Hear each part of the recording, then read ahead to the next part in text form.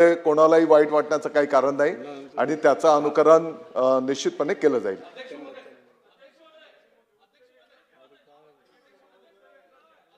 कोण झालं इकडचं आलं का इकडचं झालं? मेश्राम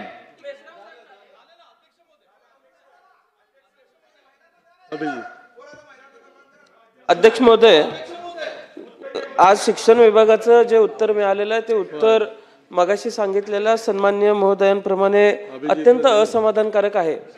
मागच्या अधिवेशनात सुद्धा या उत्तराच्या बाबतीमध्ये हीच आकडेवारी म्हणजे आम्हाला मिळाली होती की टॉयलेट्स किती नाही आहेत वगैरे. हा इन्फ्रास्ट्रक्चरचा भाग बऱ्याच आमदार महोदयांनी मांडलेला आहे आणि त्याच्यावरती उत्तर देखील विभागाकडून दिलं गेलेलं आहे आणि आम्ही त्याच्यावरती काहीतरी धोरण राबवू असं सांगितलं जातं अध्यक्ष महोदय.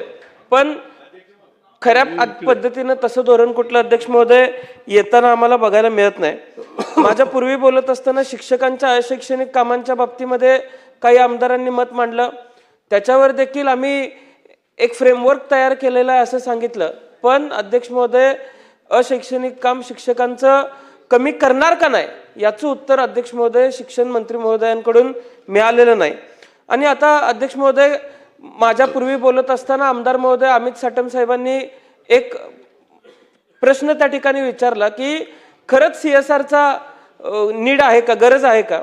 पण मी मंत्री महोदयांना एक गोष्ट लक्षामध्ये आणून देतो की काही फाउंडेशन्सला घेऊन मतदारसंघातल्या शाळा चांगल्या झाल्या पाहिजेत म्हणून आम्ही त्या फाउंडेशन्सला आणलं.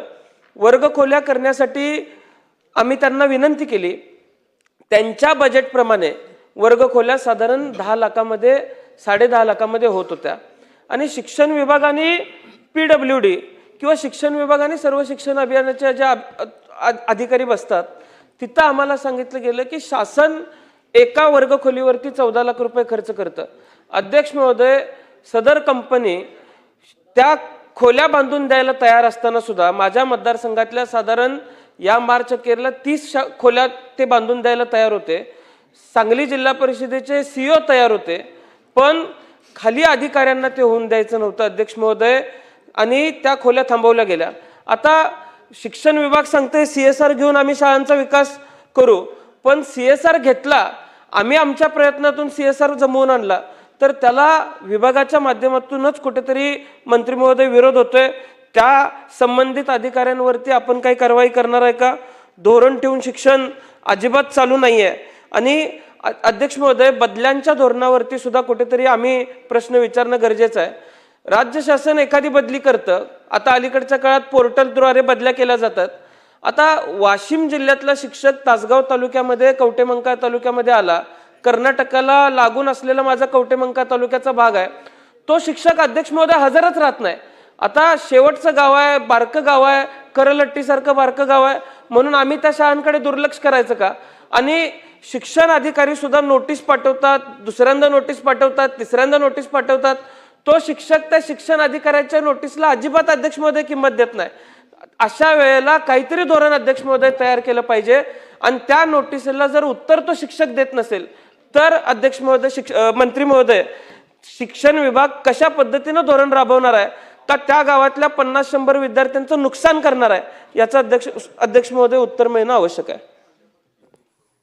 अध्यक्ष महोदय, सन्माननीय सदस्य रोहित पाटील साहेबांनी जे काही मुद्दे उपस्थित केले आहेत CSRच्या संदर्भामध्ये पर्टिक्युलर कुठल्या शाळेच्या इमारतीच्या संदर्भात कोण अधिकाऱ्याने ते काम होऊ दिलं नाही असं पर्टिक्युलर जर तुम्ही तक्रार दिली तर त्याचं चौकशी केली जाईल आणि त्याने जर तसं व्यत्यय आणला असेल तर त्या अधिकाऱ्यावर कारवाई सुद्धा केली जाईल.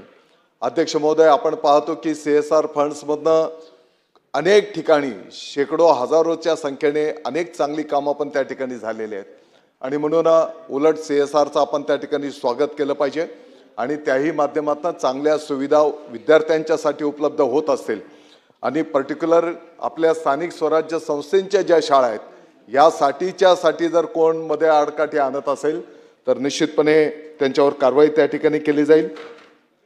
जिथपर्यंत शिक्षकांच्या बदलीच्या संदर्भातलं धोरण हे ग्रामविकास विभागाच्या माध्यमातून त्या ठिकाणी संपन्न होत आहे. मला वाटतं की ऑनलाईन पद्धतीने ह्या शिक्षक बांधवांच्या बदल्या केल्या जातात आणि तरी त्याच्यामध्ये ज्या काही आपल्या सूचना असतील तर ग्रामविकास विभागाशी संवाद साधून आपण त्याच्यातनं मार्गक्रमण करूया.